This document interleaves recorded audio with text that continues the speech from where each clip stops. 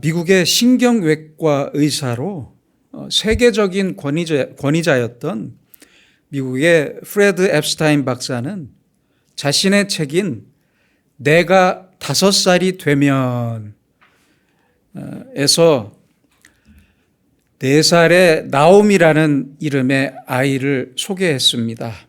이 아이는 뇌종양으로 죽음을 앞두고 있었고 5살이 될 수 없던 아이였습니다.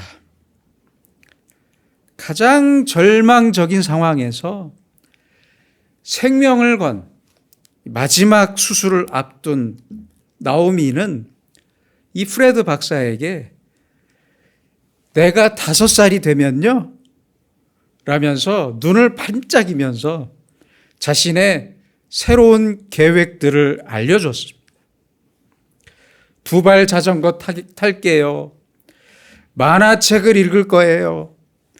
줄넘기를 배울 거예요. 이런 자기가 5살이 되었을 때에 이런 소원을 의사에게 말했습니다.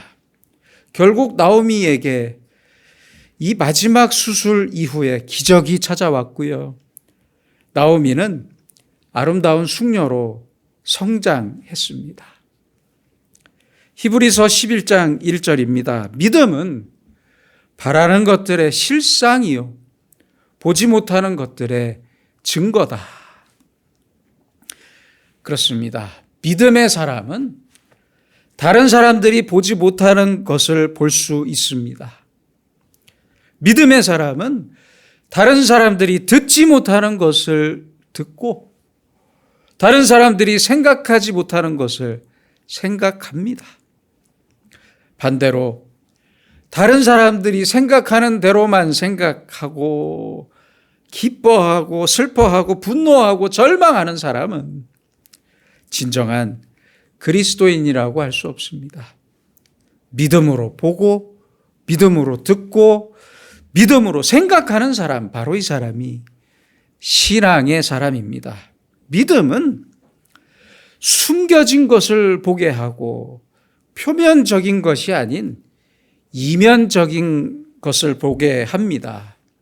지금의 가진 것이나 지금의 명예를 보지 않고 언제나 저 미래를 보게 합니다. 오늘 당하는 사건만을 보는 게 아니라 사건 후의 일과 내일을 보게 합니다. 1년, 5년, 10년, 아니 훨씬 더 먼 미래를 바라보면서 하나님의 경륜과 섭리를 보고 하나님의 뜻을 보고 하나님의 사랑과 은혜를 봅니다. 바로 이 사람이 그리스도인입니다. 영국의 윌리엄 바클레이 목사는 아주 대단히 유명한 신학자입니다. 글래스고 대학교의 성경 비평학 교수로 훌륭한 성경 주석서를 많이 쓴 신학자입니다. 그에게 어떤 사람이 물었습니다. 아니, 교수님은 어떻게 그토록 훌륭한 책들을 많이 쓸 수 있었습니까? 그러자 바클레이 교수님은 자신의 귀에 꽂았던, 여러분들 사진에 보시면 오른쪽 귀에 보청기가 살짝 보이실 겁니다. 자신의 귀에 꽂아 있는 보청기를 보여주면서 이렇게 말했습니다. 저는 이 보청기가 없으면 전화벨 소리조차도 들을 수가 없습니다. 그래서 성경을 묵상하고 연구할 때는 언제나 보청기를 뺍니다. 그래서 세상의 소리가 차단되면 남들보다 하나님의 말씀을 더 잘 들을 수 있기 때문에 책을 쓸 수 있었습니다. 여러분, 무엇이 불행이고 무엇이 행복입니까? 귀가 좋으면 행복한 것이고 보청기를 꽂으면 불행한 것입니까? 아닙니다. 여러분의 오늘은 불행한 날입니까? 행복한 날입니까? 믿음의 사람은 사람들이 말하는 불행을 통해 하나님의 음성을 듣고 기뻐하는 사람입니다. 오늘의 일들을 통해서 하나님을 보고 하나님께서 나에게 무엇을 말씀하시고 나를 어디로 인도하시는지를 확실히 알 수 있습니다. 그렇기 때문에 믿는 사람의 눈과 신앙인의 의식 속에는 불행이 없습니다. 오직 하나님의 특별하신 사랑과 인도하심만이 있을 뿐입니다. 하나님의 뜻이 무엇이고 그 뜻이 지금 어디로 향하고 있는지 그것만 궁금할 뿐입니다. 오늘의 이 소득과 성공과 명예에서 벗어나서 미래의 약속과 하나님의 뜻이 가장 궁금합니다. 이 사람이 진정한 믿음의 사람입니다. 유명한 역사가였던 토인비는 모든 사람이 함께 하나의 배를 타고 떠나는 여행이 바로 우리의 역사라고 전제하면서 이 우리의 역사에 대한 사람들의 태도를 세 가지로 나누어서 말하고 있습니다. 첫째는 배가 어디로 가는지에 전혀 관심이 없는 사람들입니다. 그저 그냥 배 안에서 먹고 마시고 즐기는 일에만 관심이 있을 뿐입니다. 먹을 것이 많으면 기뻐하고 먹을 것이 없으면 불행합니다. 둘째는 배가 향하는 곳이 아니라 그 목적지가 아니라 그저 그 배 주위에 경치에만 관심이 많은 사람들입니다. 날씨가 좋고 눈앞에 경치가 좋으면 아주 기뻐하다가도 비바람이 불고 배가 흔들리기 시작하면 다 죽을 거라면서 서로 싸우고 원망합니다. 여전히 이 사람들도 저 배의 목적지에는 전혀 관심이 없습니다. 셋째는 이제 배의 최종 목적지를 생각하는 사람들입니다. 그 목적지에 내려서 해야 할 일을 알고 내가 오늘 무엇을 해야 하는지를 확실히 알고 사는 사람들입니다. 이 세 부류의 사람들 중에서 여러분은 어느 쪽의 사람입니까? 어떤 사람은 역사를 비관적으로 생각하지만 어떤 사람들은 낙관적으로 생각합니다. 어떤 사람들은 불확실한 미래를 바라지만 어떤 사람들은 확실한 미래를 바랍니다. 그래서 신앙인은 확실한 역사 의식을 갖고 살아야 합니다. 거기에 더불어 신앙적인 역사관이 있어야 합니다. 신앙적인 역사 의식이 분명하지 못하면 십자가를 질 수 없습니다. 어떻게 십자가를 질 수 있겠습니까? 신앙적인 역사 의식이 있어야만 오늘의 고통이나 기쁨이 새로운 의미가 되는 것입니다.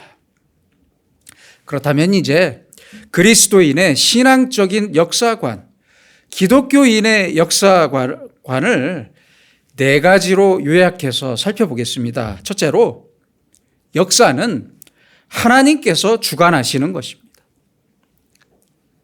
하나님께서 역사를 창조하셨고 하나님께서 이끌어 가시고 하나님께서 심판하십니다. 신학자 칼 바르트의 말을 빌리자면 예수님께서 이 땅에 오신 것, 예수님께서 말씀이 육신이 되어 이 땅에 오신 것은 in breaking, 우리의 역사를 깨고 우리의 역사 속으로 들어오신 사건입니다. 하나님의 능동적인 역사를 말합니다. 이렇게 우리의 역사는 하나님께서 주도하시고 하나님께서 주관하시는 역사입니다. 둘째로 우리의 역사는 원형적인 역사가 아니라 직선적인 역사입니다. 돌고 도는 게 아니에요. 시작과 끝이 분명히 있고 탄생과 죽음이 있고 창조와 종말이 있습니다. 모든 인간은 그래서 직선적인 시간을 살고 있습니다. 우리의 경험과 인생은 그래서 일회적입니다. 단회적이에요. 모든 일이 사실은 처음 있는 일이고 한 번뿐입니다. 생각해 보세요. 1월 1일은 해마다 반복하면서 돌아오지만 지난해의 1월 1일과 올해의 1월 1일이 어떻게 같다고 할 수 있겠습니까? 아닙니다. 전혀 틀린 날입니다. 어제와 오늘이 다르고 오늘과 내일이 다르고 젊었을 때와 늙었을 때가 달라요. 그렇잖아요. 젊은 사람들이 연애를 시작하면 처음 손을 잡았을 때 전기를 느껴요. 10만 볼트 전기가 흐르잖아요. 그러나 그때의 그 벅찬 감동은 그때 한 번뿐입니다. 그렇잖아요. 이렇게 우리는 죽을 때까지 하루하루가 새로운 날이고 새로운 사건을 경험하면서 삽니다. 그래서 인간은 단 한 번의 사건과 시간과 인생을 살아가는 것입니다. 직선적인 역사를 아는 사람에게는 그래서 분명한 목적이 있고 그 목적에 따라 모든 사건을 해석하면서 그 속에 담긴 확실한 의미를 알 수 있습니다. 셋째로 하나님께서는 당신이 정하시고 계획하신 그 종점으로 역사를 인도하신다는 사실입니다. 마지막 목적이 있습니다. 역사는 하나님께서 약속하신 그 목적과 종말을 향해서 또한 그 종말을 위해서 운영되고 있습니다. 생각해 보세요. 여러분들 좋아하시는 영화나 소설은 반드시 그 작가의 결론이 있습니다. 제가 예전에 아주 감동 깊게 본 영화 중에 쇼생크 탈출이라고 있습니다. 이 영화에서 모건 프리먼이 배역을 맡은 레드라는 인물은요, 가석방으로 출소된 후에 주인공인 앤디를 만나러 가면서 마지막에 이런 독백을 합니다. 친구를 만나 악수하게 되기를 희망한다. 태평양이 내 꿈에서처럼 푸르기를 희망한다. I hope. 나는 희망한다. 소망한다. 이 희망이 그 영화의 결론입니다. 우리도 저 역사의 마지막을 알고 소망해야 합니다. 역사의 끝을 바라고 소망하는 믿음과 신앙이 있어야 합니다. 마지막 넷째는 역사의 종점으로 이끄시는 하나님께서 역사를 운영하시는 목적은 심판이 아닙니다. 오해하지 마세요. 절대 오해하지 마세요. 심판이 아니라 그 목적은 구원에 집중되어 있습니다. 그래서 우리의 역사를 하나님의 구속사라고 말하는 것입니다. 하나님의 모든 사건은 인간을 구원하시기 위해 전개됩니다. 하나님께서 그의 백성을 부르시고 훈련시키시고 겸손하게 하시는 모든 사건을 통해 하나님의 거룩한 백성이 되게 하십니다. 그래서 우리에게는 우연이 없습니다. 우연이 없어요. 다만 필연만 있을 뿐입니다. 여러분, 혹시 누구에게 배신을 당하셨거나 큰 손해를 입으셨거나 병에 걸리셨습니까? 다시금 과거의 시간을 돌이켜 보세요. 깊이 생각해 보세요. 단 하나의 사건도 헛된 것은 없습니다. 다 나를 위한 것이었고, 오늘의 모든 사건도 나를 선한 길로 인도하시기 위한 하나님께서 준비하신 필연적인 일들입니다. 이것을 믿고 사는 사람이 바로 그리스도인이고, 또한 이것이 이렇게 생각하고 믿고 사는 것이 바로 신앙적인 역사의식입니다. 오늘의 성경 말씀을 보면 제자들은 17절에서 예수님께서 말씀하신 조금 있으면 나를 보지 못하겠고 또 조금 있으면 나를 보리라, 이렇게 말씀하신 말씀을 제자들은 전혀 이해하지 못하고 있었습니다. 조금 있으면의 헬라어는 미크론이고 영어로는 마이크로입니다. 아주 작은 간격이나 시간을 뜻하는 말입니다. 보지 못한다는 것은 십자가의 죽음을 의미하고, 다시 보리라라는 것은 부활을 뜻합니다.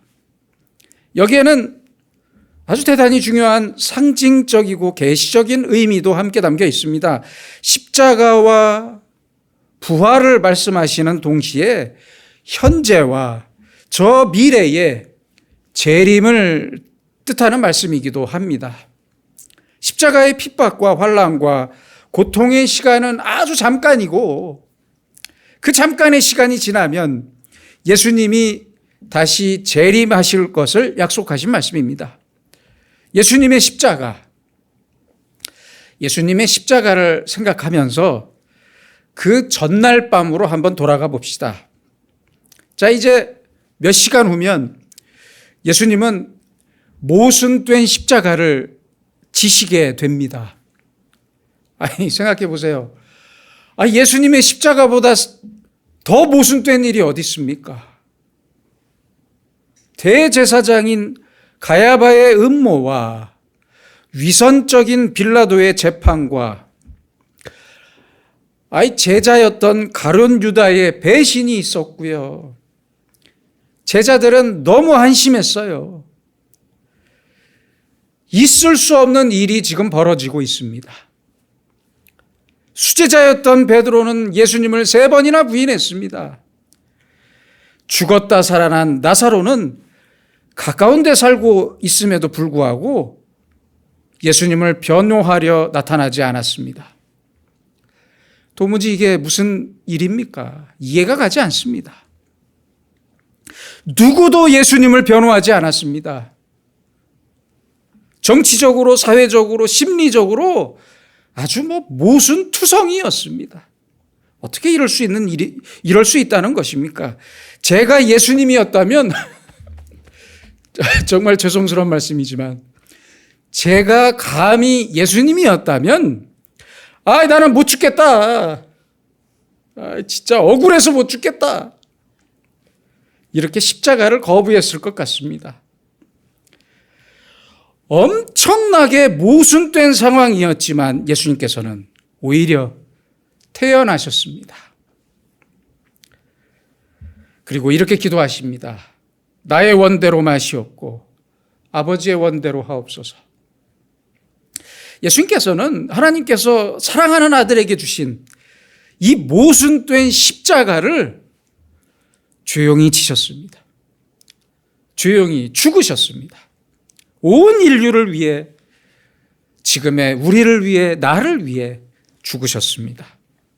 오늘 본문 22절입니다. 지금은 너희가 근심하나 내가 다시 너희를 보리니 너희 마음이 기쁠 것이요 너희 기쁨을 빼앗을 자가 없으리라. 참 귀한 말씀입니다. 24절입니다. 너희 기쁨이 충만하리라. 예수님은 지금 부활의 아침을 보고 계셨습니다. 부조리하고 모순된 지금의 현실을 아주 잠깐의 시간으로 생각하셨습니다. 그리고 또한 이렇게 말씀하셨습니다. 한 알의 밀이 땅에 떨어져 죽지 아니하면 한 알 그대로 있고 죽으면 많은 열매를 맺느니라. 예수님은 많은 열매가 있을 부활의 아침을 바라보시면서 스스로 한 알의 밀알이 되어 땅에 떨어져 죽는 것을 기뻐하셨습니다. 이 한 알의 밀알 속에는 바로 우리의 역사 의식도 함께 담겨 있어야 합니다. 예수님께서는 22절에서 너희 기쁨을 빼앗을 자가 없으리라 라고 말씀하시면서 해산하는 여인을 비유로 말씀하고 계십니다. 제 얘기가 아닙니다. 제 얘기가 아니라 의사 선생님들이나 심리학 교수님들의 이야기입니다. 요새의 어머니들은 저 과거의 어머니들보다 자녀에 대한 사랑이 좀 덜하다는 주장이 있습니다. 그 주장의 근거는 무통분만과 분유수유에 있습니다. 죽을 고생을 하지 않고 아이를 낳았으니까 그 생명의 가치를 모르고 따뜻한 가슴으로 모유를 먹이지 않았으니까 진정한 사랑을 모른다는 주장인데요. 제 개인적인 생각에는 그렇게 틀린 말 같지는 않습니다. 전혀 틀린 말 같지는 않습니다. 제가 본 어느 교인 분은요, 집사님이신데 40살에 어렵게 임신을 하셨어요. 40살에. 그래서 의사는 위험하다면서 제왕절개를 권유했는데 그것을 거부하고 하나님께서 주신 생명이니까 어떤 고통을 치르더라도 제 힘으로 낳겠습니다 라면서 어렵게 아이를 출산하고 잘 기르시는 분을 보았습니다. 여러분, 왜 고통을 사양하시는 것입니까? 왜 내 인생에 고통이 없어야만 한다고 생각하시는 것입니까? 아닙니다. 고통을 거부하기만 하면 오늘 예수님께서 말씀하신 참된 기쁨을 절대 알 수 없습니다.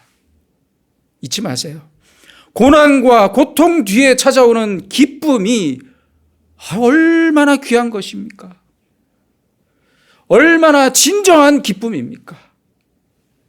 그 누구도 뺏어갈 수 없고 그 무엇과도 바꿀 수 없는, 빼앗길 수 없는 기쁨입니다.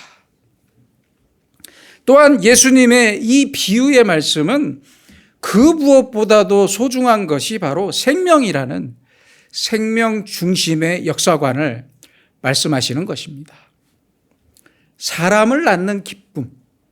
그렇죠? 이 사람을 낳는 기쁨이 얼마나 큰 기쁨입니까?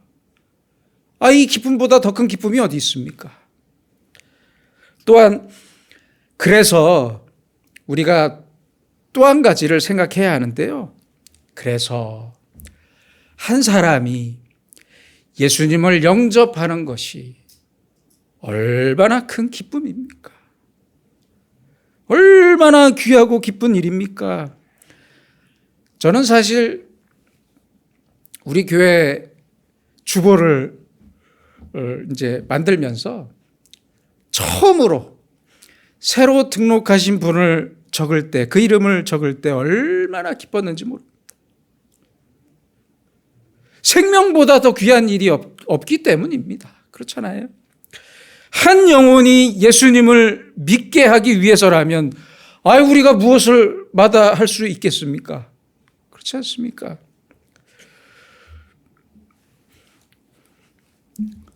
어느 집사님이요, 남편을 전도하기 위해서 아주 노력을 많이 했습니다. 오죽하면 남편 손 발톱까지 깎아줬대요.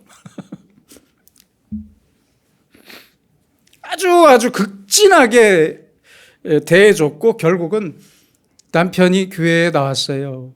그리고 예수님을 믿기 시작했습니다. 그런데요, 이 남편이 주책이에요. 계속해서 이거저거 해달라고. 그렇게 좀 나왔으면 이제 좀 아내한테 고마워하고 아내 손팔도 불 좀 깎아줘야 되는데, 게임기 사달라.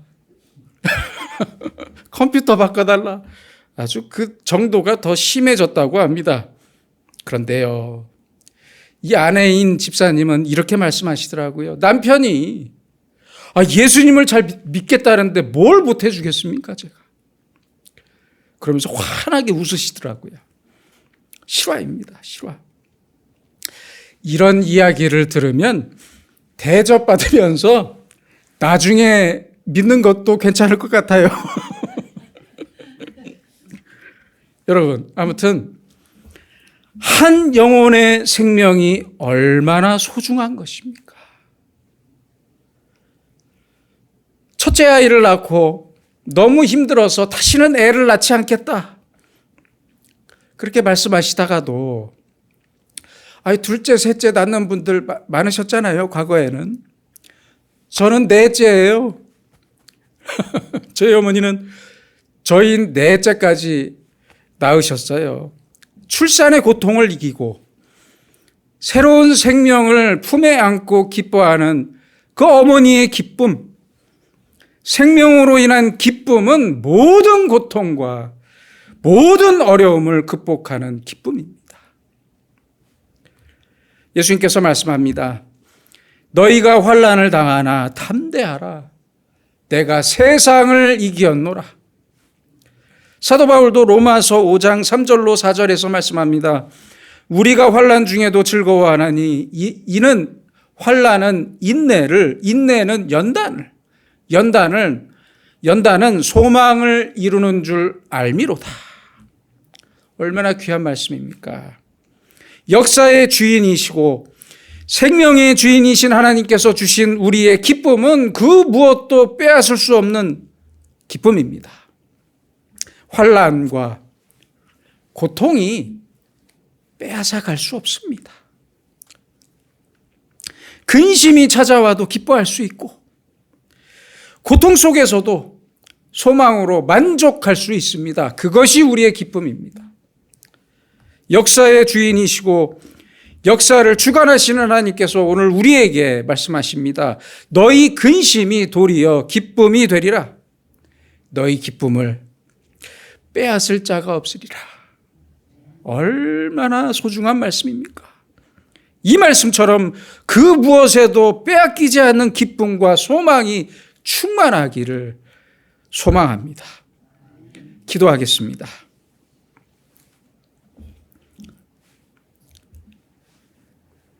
역사의 주인이신 아버지 하나님, 잠깐의 인생을 사는 우리에게 찾아오는 고통과 고난과 환난은 아주 잠깐의 고통이고 지금의 역사와 역사 끝에 있을 기쁨은 이미 우리에게 주어진 영원한 기쁨임을 알게 하시오니 감사합니다.